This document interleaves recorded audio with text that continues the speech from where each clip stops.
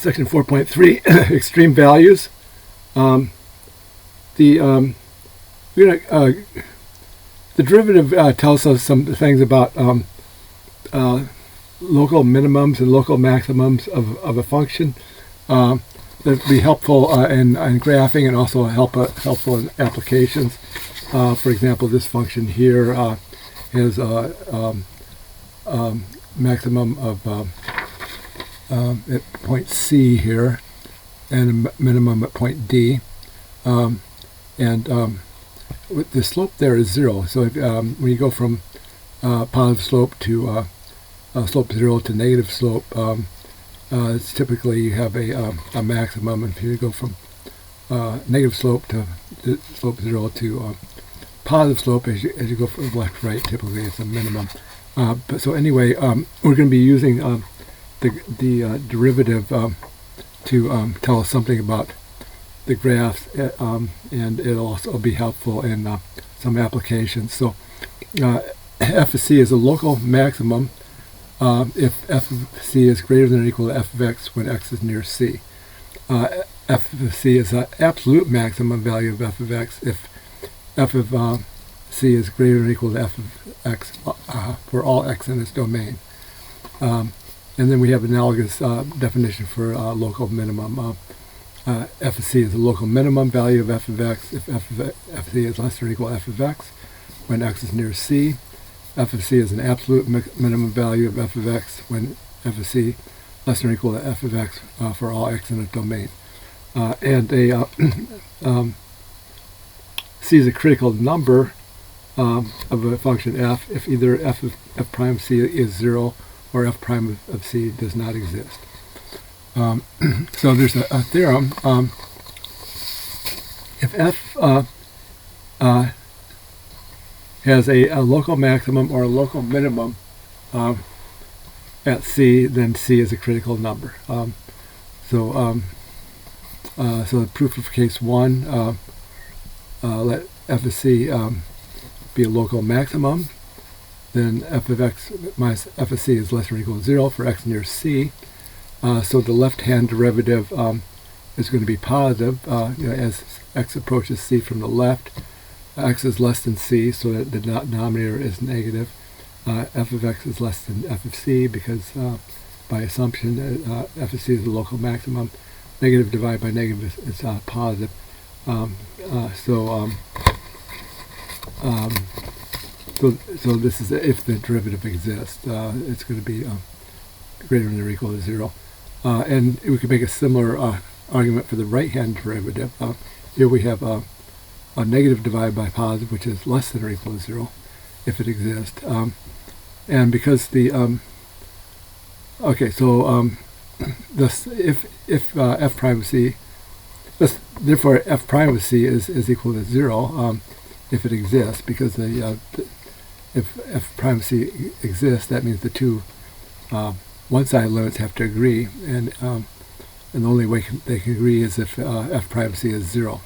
And we could also prove case 2 where f of c is a local minimum with a similar argument.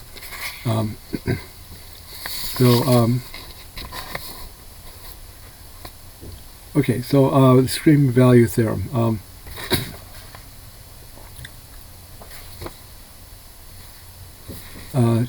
If f is continuous on a closed interval a comma b, then f has an absolute maximum value f of c for some number c and the closed interval ab, and an absolute minimum f of d for some number d in the closed interval. The theorem seems intuitively clear. If you draw a picture of a continuous function on a closed interval, there has to be a maximum and a minimum, but the actual proof is surprisingly difficult, and it's covered in more advanced courses. But anyway, the upshot, if you combine these two theorems, the critical number theorem with the extreme value theorem, that gives a procedure for finding the absolute maximum and absolute minimum of a function on a closed interval. Well, we just simply evaluate the function at its critical points and also the endpoints, and the biggest value will be the maximum, the smallest value will be the minimum. So here's an example. F of x equal absolute value of x on the closed interval between minus 3 and 2. And so if we can write this as a piecewise defined function. If x is positive, absolute value of x is just equal to x. If x is 0, absolute value of x is equal to 0. If x is negative, then the absolute value of x is going to be the opposite of x. So then we could use this formula to take the derivative, and so the derivative is going to be equal to 1 if x is greater than 0, and minus 1 if x is less than 0. And 0 itself, the picture can help us, but the slope going from the left is negative. The slope going on the right is positive. So the left-hand derivative is not going to agree with the right-hand derivative. So it's going to be undefined if x is equal to 0. Okay, so that means we have only one critical number, and that's x equals 0. And so to find the extremes, we just have to evaluate the two endpoints and the critical point here. So f of negative 3 is a positive 3. Absolute value of negative 3 is 3. Absolute value of 0 is 0. Absolute value of 2 is 2. So the maximum is going to be 3, and that occurs when x is equal to negative 3. And the minimum value on this interval is 0. That occurs when x is 0. And as a comment, the extreme value does not guarantee extreme values on open intervals. So if we had an open interval here, for example, if we wanted to find this function on minus infinity to infinity, an open interval, there's going to be no maximum. There would still be a minimum in for this particular example, but the extreme value theorem is not going to guarantee either a maximum or a minimum.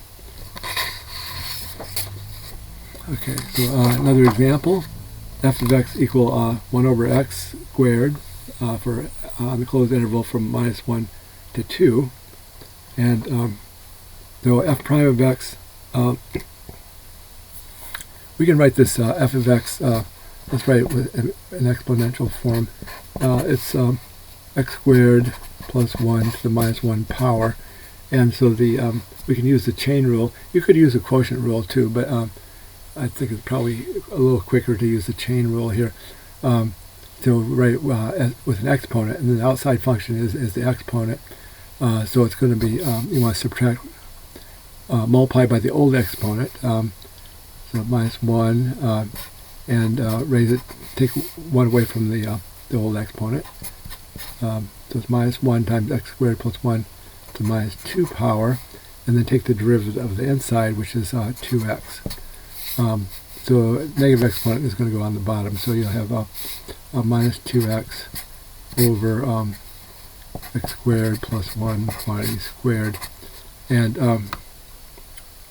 there's only one point where this is going to be 0. If the only way this can be 0 is if the numerator is 0, and that's when x is 0. So you have one critical number, x equals 0. So you just evaluate at the two endpoints. Let's see, we have minus 2, 0, no, minus 1, minus 1, 0, and 2.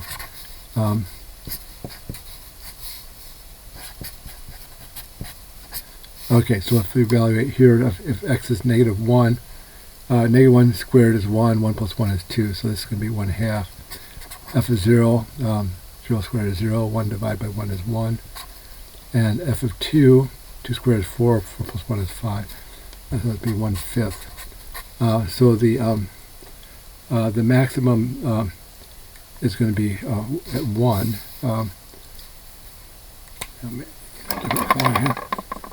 This is the maximum value that occurs when x is 0. F of x is 1 when x is 0.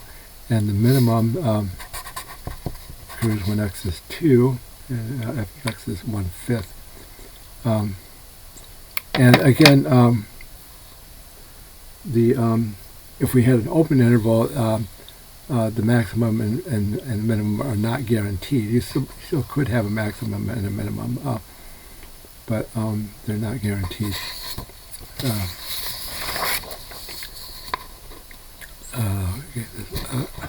Just a comment. This is this particular function is one of the bell curves of statistics. It's the t distribution with 2 degrees of freedom. The most famous bell curve is the z curve, but this is not that. But this it's one of the bell curves.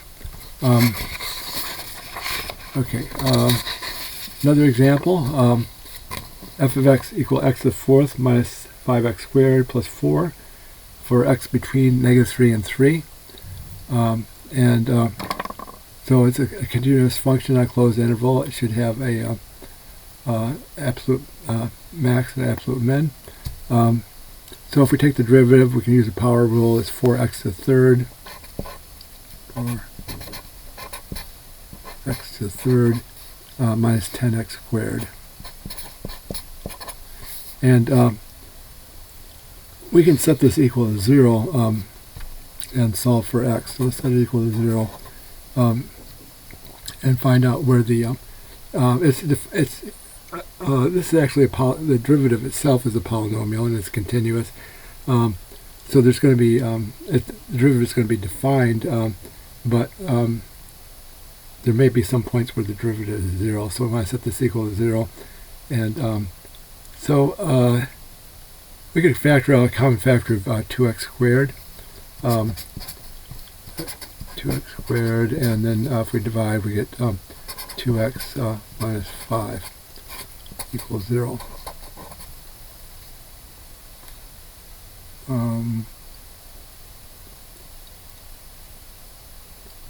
This is 10x. Okay, I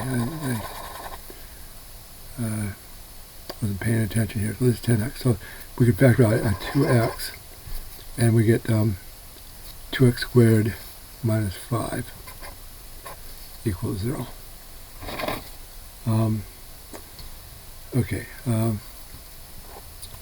Okay, so then we use the residual product rule. That means that 2x equals 0, or 2x squared minus 5 equals 0.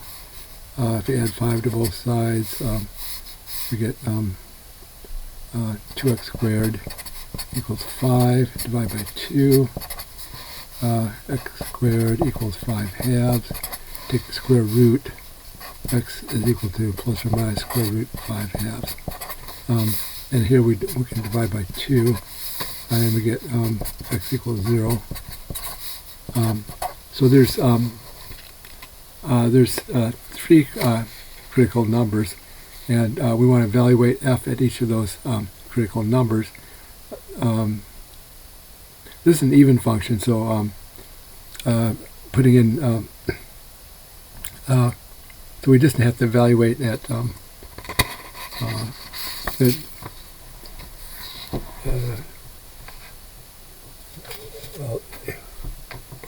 okay, let me get another piece of paper here. Okay, so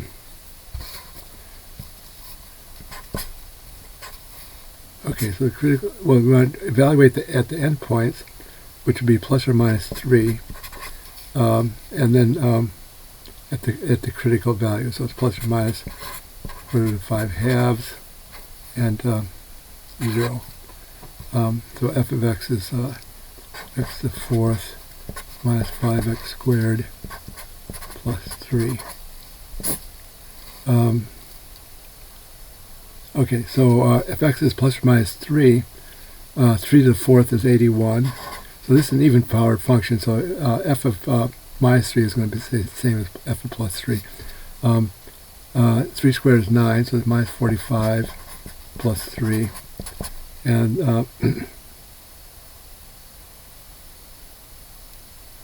that's equal to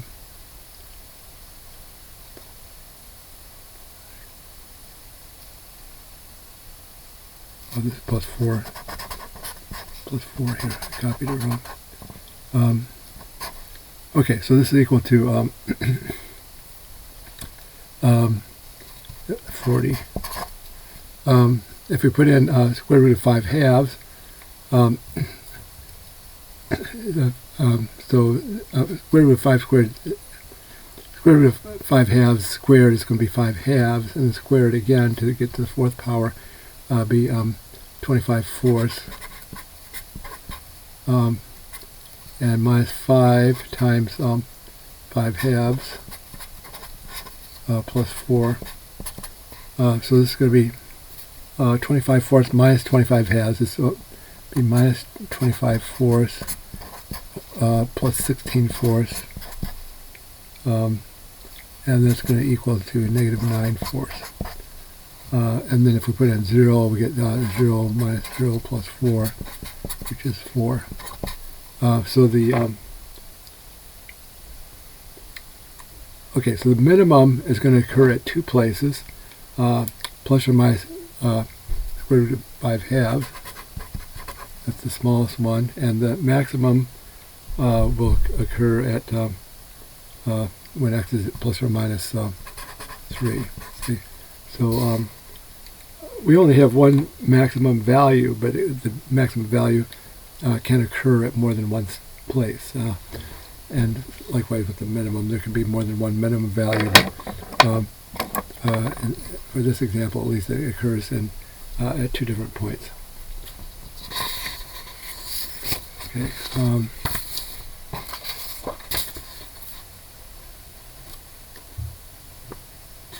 Okay. This example also has some local